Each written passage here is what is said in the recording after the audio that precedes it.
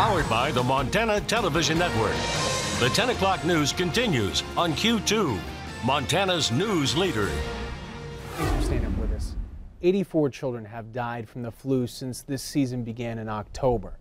The Centers for Disease Control and Prevention released the newest numbers on Friday. In the weekly surveillance report, 22 deaths were added to the flu-related statistics involving children. In 3 out of 4 of those deaths, the children had not received a flu vaccine. But for more than half of the kids who did receive one this season, they have avoided the illness. According to the CDC, flu activity is still high, but there was not a significant increase from last week. However, it's still too early to tell if the season has peaked. A passenger plane crashed in a mountainous area in Iran Sunday. It was flying from the capital to another area south. Emergency officials say the plane had 65 people on board. All are presumed dead. 20 rescue teams have been dispatched to the site. Difficult weather conditions are hampering the search. An Illinois man is accused of handling a shotgun when it accidentally went off, killing a friend. Police are charging the 20-year-old Jewel Smith with involuntary manslaughter. Investigators say a group of young men, all friends, were checking out a gun recently bought by the 19-year-old victim. The victim, who was shot in the chest, had reportedly overcome cancer.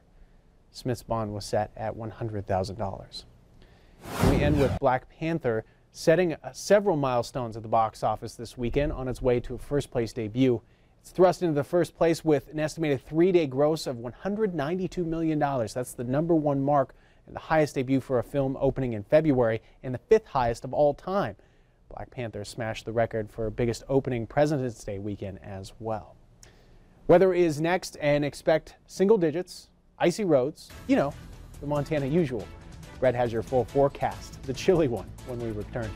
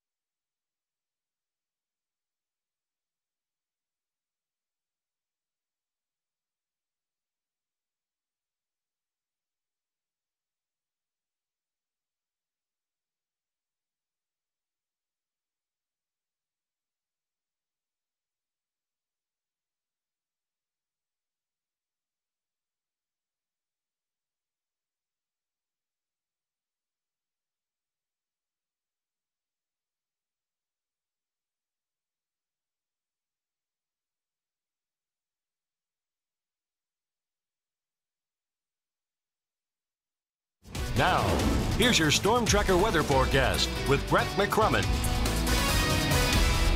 And welcome back. It's just cold, cold, cold as we take a look at current temperatures across the state. A lot of the readings in the single digits above and below zero right now. The warm spot is Missoula, currently at 9 degrees. Kalispell is at 7, but Cutbank coming in right now at 12 degrees below zero. And like I said, very, very chilly air. Let's take a look at wind speeds. Winds are really not all that bad. Picked up into the Livingston area, gusting to 26. That could cause some blowing snow. Even some of these breezes breezes here into the Billings area at 10 miles an hour could cause some blowing snow and reduce visibilities. So keep that in mind no matter where you're traveling, and especially where we see some of those gustier winds back up towards Missoula and around the Kalispell area, gusting up to 29 miles an hour with the fresh snow on the ground. Travel is going to be difficult no matter where you go across the state. As far as wind chill values right now, yep, we're very cold. 27 degrees below zero in Cut Bank is what it feels like right now. 15 below here into the Billings area, 21 degrees below in Livingston, 21 below in Great Falls, and we are looking at 23 degrees below zero in Jordan. So very chilly air is in place, and unfortunately it's not going away anytime soon. Let's go ahead and take a look at current watches and warnings. Winter storm warnings, those areas shaded in purple. Winter weather advisories are actually the winter storm warning are for the areas shaded in pink. The winter weather advisories, those areas shaded in purple. Here in the Billings area, the winter weather advisory in effect until 5 o'clock tomorrow afternoon. That's going to make for difficult travel, especially for your Monday morning commute. Expect low visibilities, slick roadways, icy conditions, and still a chance of blowing and drifting snow depending on where you're traveling. So keep that in mind as we have not only the new snow, but we have very cold temperatures and some windy conditions are possible. Now, as far as our satellite radar mix, we're picking up some more light snow coming off the western mountains and foothills right now. That's impacting Billings as we speak, where we do have light snow falling right now. Things are clearing out as we look up towards Great Falls and Cut Bank, and that's what is keeping Cut Bank's temperatures rather low. There's no cloud cover up there anymore. We did have some snow showers around Great Falls. That has come to an end, and we're going to see the showers, like I said, taper off tonight through tomorrow, but still for the Billings area and the surrounding area, still picking up some snow showers yet for tonight and into the morning hours. Let's go ahead and take a look at our forecast analysis and show you where we'll see some of the snow showers wrapping around throughout the overnight. And then by the time we get into tomorrow afternoon, we've got colder air sinking south, and that's going to stay in place for the next several days. And then as we go Monday into Tuesday, things really start to clear out. We'll see some sunshine, but the cold air, like I said, is not going anywhere anytime soon. Here's our forecast for tonight. Scattered snow showers across the area. Overnight lows mainly in the single digits and teens below zero. A few temperatures readings above zero, but not very many. Snow showers, especially tomorrow, then they will start to taper off. Daytime highs not all that warm. We're looking at single digits again for daytime highs. And as we take a look at our 7-day forecast, 6 above for tomorrow, some morning snow showers. Some of that could carry over into the afternoon. 6 above on Tuesday. Will warm only to 18 on Wednesday. Dustin? All right, thank you very much, Brett. Just a reminder, too, President's Day, so that might mean the bank that you plan on going to tomorrow was closed. Also, the post office, don't expect to go there. Roads are bad anyway, so just stay home. This week, under the big sky, Doc Wiley, half of the duo responsible for Live from the Divide, was looking for a change. This desire for a change would lead Doc to a simpler, purer form of musical entertainment in Bozeman. Under the Big Sky is sponsored by Edmiston and Colton. Well, I'm a third-generation musician. Music's been a part of my whole life. I've been playing since I was like 13, 14 years old, and this is my 35th year in the music business. I've done just about every aspect. Doorman, sound man, road musician, engineer, producer. Just about every position. I've gotten paid to do it. I ended up in Miami Beach, where I started engineering at Island Records. Did that for a very long time, and then opened up one of the first digital recording studios in '99. Later, some gold and platinum records, Grammy nods came after a lot of hard work. I moved up here for a change.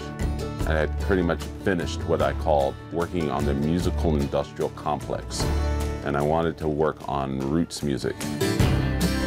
Live from the Divide. It's a public radio show that's focusing on songwriters in a house concert environment. It's a series for the songwriter fan, the person who's listening to the lyrics as well as the music. There's no middleman between the fan and the artist, and that's happened so rarely in today's culture. I was into it for the long haul from the beginning. I just believe this is what I'm supposed to be doing. It's pretty cool. I'm a big fan of it. Under the big sky every Sunday night right here on Q2. You can see it Montana This Morning and the New News with Asia Gore. Up next on Q2, these two brothers were split up in foster care, and they have a chance at a forever home. It can bring them back together. It might be your home. They're this month's Waiting Children, and that's next.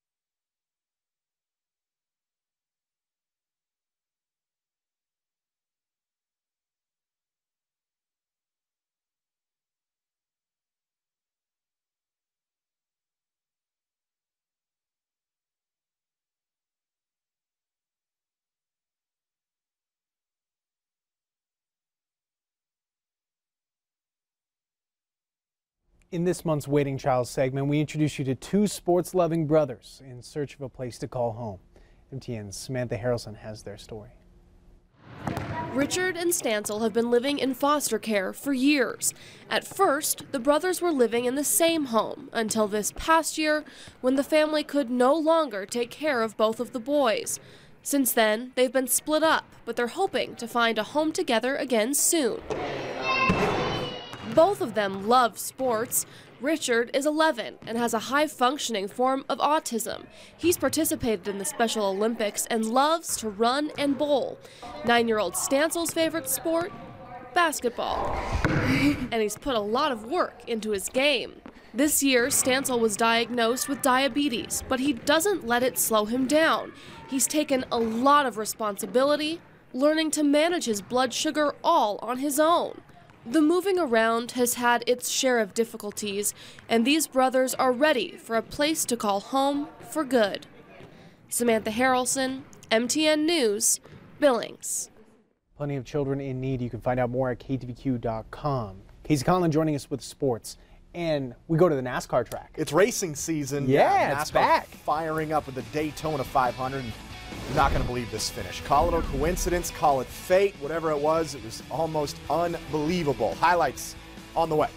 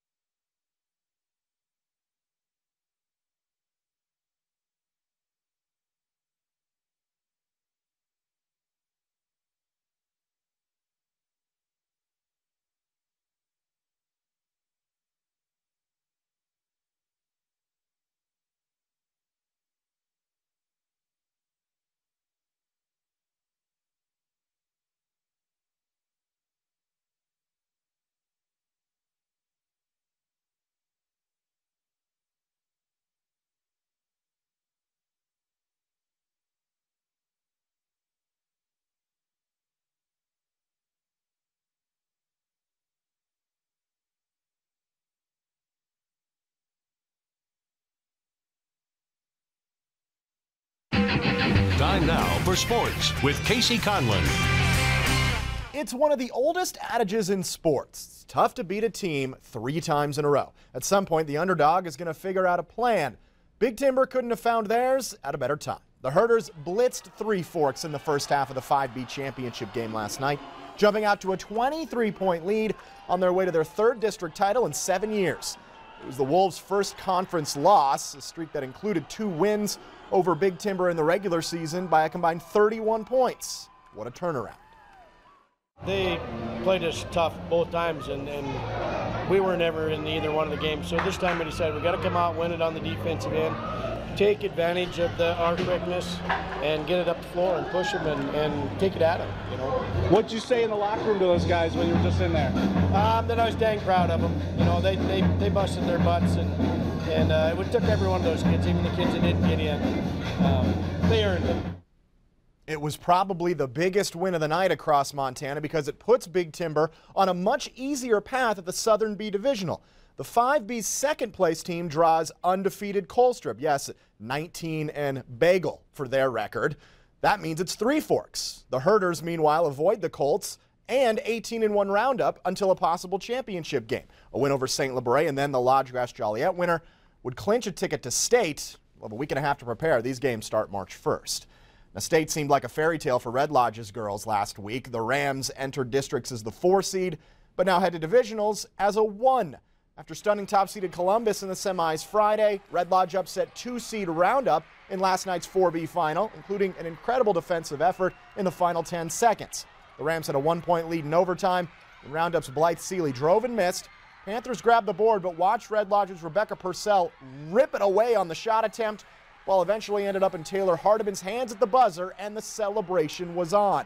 Red Lodge opens against Jefferson at the Southern B in 10 days. Now, while Roundup and Columbus still have some work to do.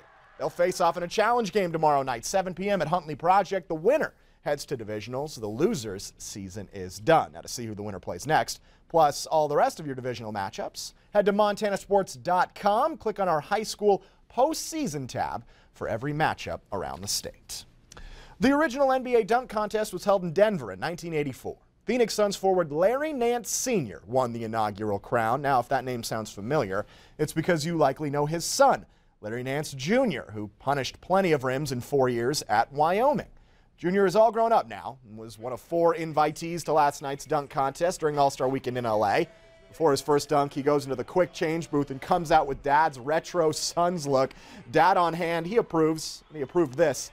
Junior perfectly mimics the one-handed cradle that won Senior the contest 34 years ago. Nance advanced to the finals where he pulled out this. Did you miss it? Watch again. Nance throws it off the backboard twice. What creativity. This one earned him a perfect 50 from the judges to put him in the lead, but he'd come up just short. This is Utah Jazz rookie Donovan Mitchell paying tribute to Vince Carter.